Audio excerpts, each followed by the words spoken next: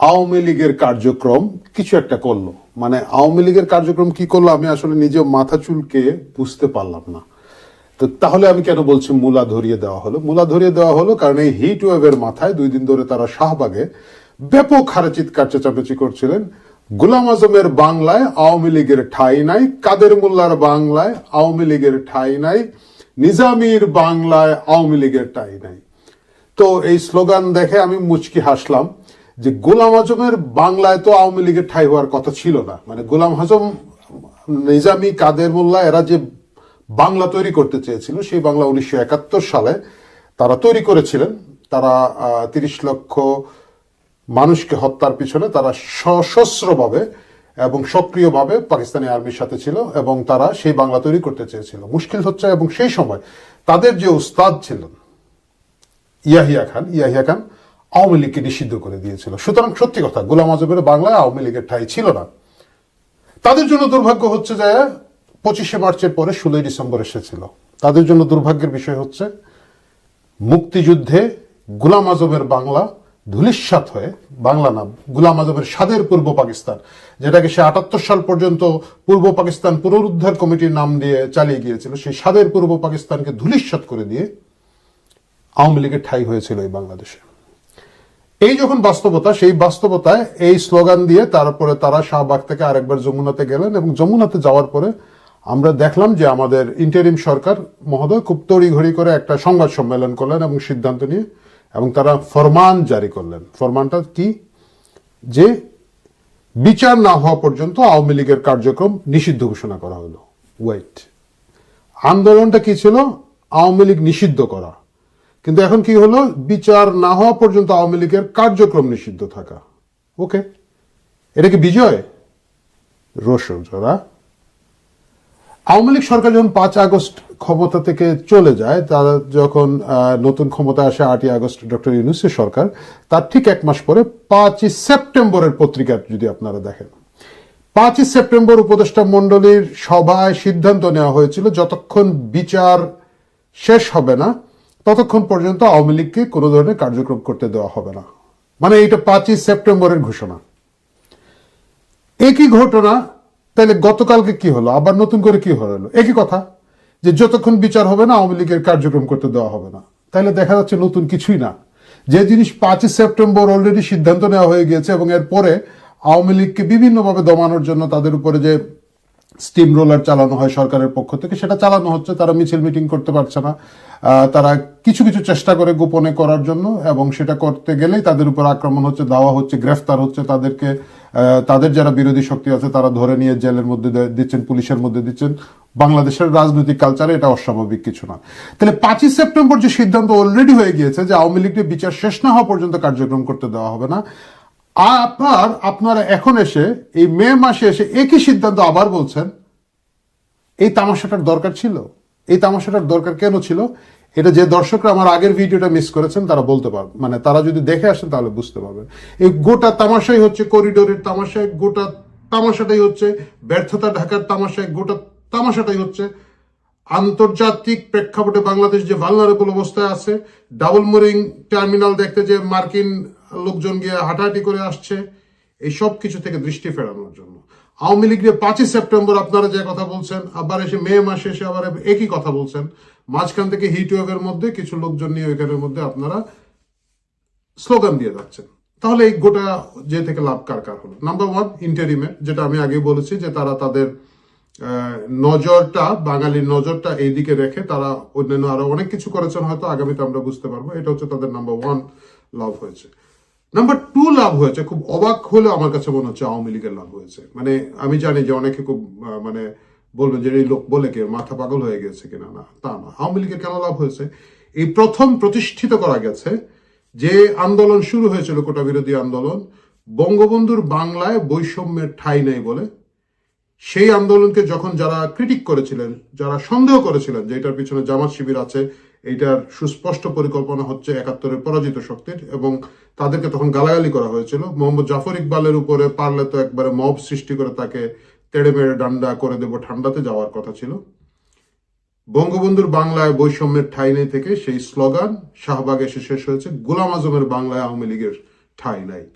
যে জিনিসটা গত জুলাই মাসে অনেকে বলেছিলেন সেটা প্রতিষ্ঠিত করা হচ্ছে। এটা হচ্ছে আওয়ামী লীগের নাম্বার 1 আমি যদি বলি লাভ। দ্বিতীয় যে লাভটা হয়েছে আমার কাছে মনে হচ্ছে আমাদের বামবদর ভাইরা যারা আছেন তাদের অনেকেরই এখন একটু হুশটুস এসেছে। কারণ হচ্ছে মাহফুজ আলম কিন্তু অলরেডি একটা ওয়ার্নিং দিয়েছে যে এখন বামদেরকে ধরা হবে, যেটা ইরানে হয়েছিল। ইরানে এই ধরনের বিপ্লবের পরে তুদে পার্টি যারা কমিউনিস্ট পার্টি ছিল সেই তুদে পার্টি অনেক বিপ্লব করেছিল, ছাগলের 3 নম্বর বাচ্চার মতো লাফিয়েছিল, তাদেরকে ধরা হয়েছিল, ওয়াশ করে দেওয়া হয়েছিল। এইটা এখন এসেছে এবং এটা এসছে বলেই গোলাম আজমের বাংলায় আওয়ামী লীগের ঠাঁই নাই এই স্লোগান দিতে আমার পরিচিত যারা বামবদর ভাইরা আছেন তাদের কাউকে আমি দেখি নাই ওইখানে যাইতে।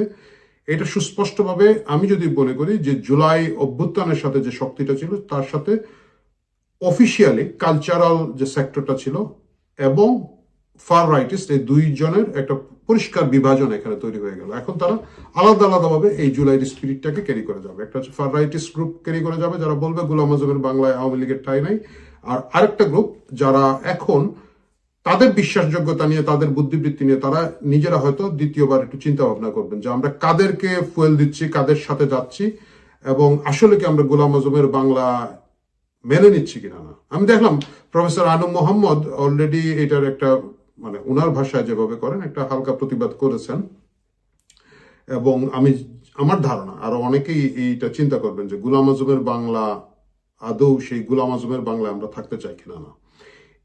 এই দুটো জিনিসই কিন্তু সরাসরি আওয়ামী লীগের জন্য লাভ হবে। তৃতীয় হচ্ছে পুরা নাটক থেকে গোলাম আজমের বাংলা সুস্পষ্ট হওয়ার সাথে সাথে আওয়ামী লীগের যে স্ট্রেংথ, তার নৈতিক শক্তির যে জায়গাটা ছিল যে মধ্যবিত্তের কাছে ছিল, বাঙালির কাছে ছিল, এই মানুষগুলা আমার মনে হয় যে আওয়ামী লীগের প্রতি এখন সিম্পেথারাইজড হবে, যেটা ছিল না জুলাই আগস্ট মাসে। আমি যদি মনে করি, আমি যতটুকু স্মরণ করতে পারি, আওয়ামী লীগের নিজের দলীয় নেতা কর্মী কতজন আওয়ামী লীগের সাথে ছিল সেটা একটা সন্দেহ। মানে আমি যে ছাত্রলীগ নেতা সার্জিস হাসনাত এদের কথা বলছি না, আওয়ামী লীগ যারা কোর ভাবে বিশ্বাস করে তারা কতজন আওয়ামী লীগের সাথে ছিল তারা এখন ভাববে। এবং তাদের সাথে সাথে যে মধ্যবিত্তরা তখন জুলাই আগস্টের ছাত্রদের উপরে নির্যাতনের প্রতিবাদে রাস্তায় ছিল, তারা এখন বুঝতেছে যে এইটার পিছনে যে মেটিকুলাস পরিকল্পনা ছিল সেই জায়গাটায় আওয়ামী লীগের একটা স্টেক হোল্ডের জায়গা তৈরি হয়েছে। আলটিমেটলি আওয়ামী লীগের কোনো ক্ষতির জায়গা আমি নতুন করে দেখছি না। আওয়ামী লীগ জুলাই আগস্ট মাসেও মিছিল মিটিং করতে পারতো না, আগস্টের পরবর্তীতে মিছিল মিটিং করতে পারতো না, সেপ্টেম্বরের 5 তারিখ অফিসিয়ালি নিষেধ করা হয়েছে যে তারা করতে পারবে না, এখন মে মাসে আবারও নিষেধ করে দেওয়া হয়েছে। তবে আগামীতে আওয়ামী লীগের বিচার সাংগঠনিকভাবে হবে এবং সেইখানে আমি যদি এখন মনে করি যদি পরিস্থিতির পরিবর্তন না হয় তাহলে আওয়ামী লীগকে অফিসিয়ালি নিষিদ্ধ করে দেওয়ার একটা চেষ্টা থাকবে এবং সেটা হয়তো হয়ে যেতে পারে। এবং সেই জায়গাটা এসে আওয়ামী লীগের কিভাবে এটাকে রাজনৈতিকভাবে ডিল করবে এইটা একটা প্রশ্ন আছে। আওয়ামী লীগ সেটা রাজনৈতিকভাবে ডিল কিভাবে করবে এই ভাবনা চিন্তা যদি অগ্রিম তারা এখন শুরু করে তখন হয়তো তারা এটাকে খুব ভালোভাবে সামাল দিতে পারবে। আওয়ামী লীগের বিরোধী যারা আছেন বা আওয়ামী লীগের বাইরে যারা আছে তাদের জন্য আওয়ামী লীগের একটা বড় সমস্যা তারা যেটা দেখে এটা হচ্ছে, মনে আছে সৈয়দ আশরাফ একটা কথা বলেছিলেন যে আওয়ামী লীগ একটা অনুভূতির নাম। আমি নিজে দেখেছি যারা আওয়ামী লীগ করে, আওয়ামী লীগের সমর্থকরা আছে, কর্মীরা আছে, তারা আসলে কিছুই বুঝে না ভাই, তারা আওয়ামী লীগই বুঝে।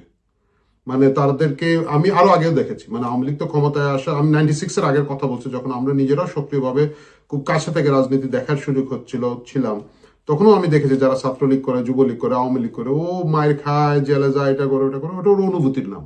সুতরাং আওয়ামী লীগের ওই দলীয় বেসটাতে আসলে আপনি জোর দিয়ে জেলে পাঠিয়ে পিটিয়ে মেরে সেটা দুর্বল করা যাবে না। সেটা দুর্বল করার ক্ষেত্রে যেটা করতে হবে, আওয়ামী লীগকে আসলে মধ্যবিত্তের তার সমর্থক বেজের সাথে নৈতিকভাবে সম্পর্ক ছিন্ন করে দেওয়ার জায়গাটা, মানে এটাই হচ্ছে পলিটিক্যাল বয়ান তৈরির জায়গাটা, এটাই হচ্ছে পলিটিক্যাল নতুন একটা রাজনীতি, বেটার রাজনীতি দিয়ে আওয়ামী লীগকে কোণঠাসা করে ফেলার ব্যাপারটা।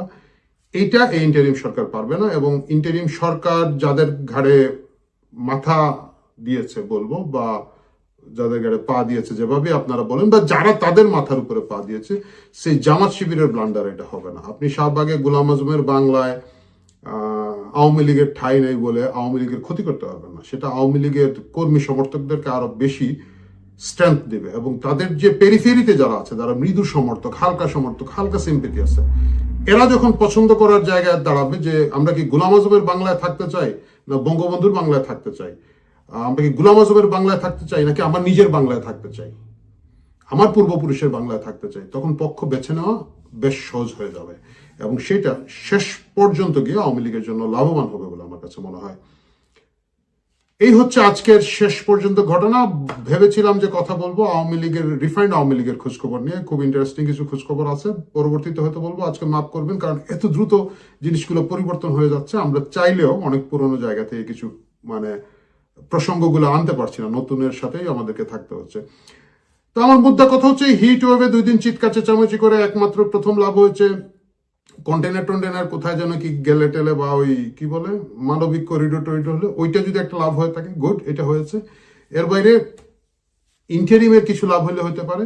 আওয়ামী লীগের ক্ষতি হয় নাই, কিছুটা লাভই হচ্ছে আমি বলবো, এটা হয়েছে। আর আমার কাছে মনে হয়েছে যে খুব ম্যাচিউরড আচরণ করেছে বিএনপি এই অন্যের মাথায় লবণ রেখে খুব স্মার্টলি বড়িটা খাচ্ছে। বিএনপি প্রসঙ্গে আমরা আগামীতে হয়তো আরেকটা পর্বে কথা বলবো। সবচেয়ে ক্ষতি হয়েছে আমার কাছে মনে হয়েছে national NCP, national citizen party যারা আছে তাদের, কারণ তারা যে জামাতেরই একটা ডিম ফুটে বেরোনো বাচ্চা, তাদের যে এই কোকিলের ডিমটা আওয়ামী লীগের কাকের বাসায় রেখে এখন ফুটে আসার পরে তারা আবার জামাতের কাছে চলে গেছে। গোলাম আজমের বাংলায় আওয়ামী লীগের ঠাঁই নেই স্লোগানের মাধ্যমে তারা এত নোংরাভাবে উগ্রভাবে প্রকাশ করে দিয়েছে। তাদেরকে ডিল করার জন্য তাদের যারা রাজনৈতিক প্রতিপক্ষ আছে তাদের জন্য এখন খুব সুবিধা হবে। মানে আপনি যখন আপনার প্রতিপক্ষকে চিনে ফেলবেন তারা কারা, কিভাবে কাজ করে, তখন আপনার পক্ষে তাদেরকে পলিটিক্যালি মোকাবেলা করা অনেক সোজা হয়। এনসিপি জামাতের একটা অঙ্গ সংগঠনের মতো হয়ে যে আচরণ করে এখন বেরোলো গত 2 দিন শাহবাগের নাটকের মাধ্যমে, সেটা তাদের রাজনৈতিক সম্ভাবনা আগেও নষ্ট ছিল, এখন একেবারে ধূলিসাৎ করে দিল। এটাই এখন মনে হচ্ছে। দেখা যাক আগামীতে কি হয়। বাংলাদেশের রাজনীতি, বাংলাদেশের শেয়ার মার্কেটে দুটেই নিত্য নতুন খেলা দেখিয়ে যায়। আমি আপনি মিলে একসাথে সেই খেলা নিয়মিত দেখতে থাকবো। দয়া করে যদি চ্যানেলটা কি যেন লাইভ সাবস্ক্রাইব এগুলো করে থাকেন ভালো, কারণ হচ্ছে আমার রিচ কমিয়ে দেওয়ার বিভিন্ন চেষ্টা হয়। আমার অনেকগুলো ভিডিও আছে আমার একেবারে নতুন যারা মানে সাবস্ক্রাইবার যারা তাদের ফিডে পর্যন্ত যায় না, এটা আমি জানি। সুতরাং যদি ওই ক্ষেত্রে একটু সাহায্য করেন আমার উপকার হয়, আপনার নতুন কোনো উপকার হবে না। কথা হবে বন্ধুরা পরের পর্বে অন্য কিছু নিয়ে।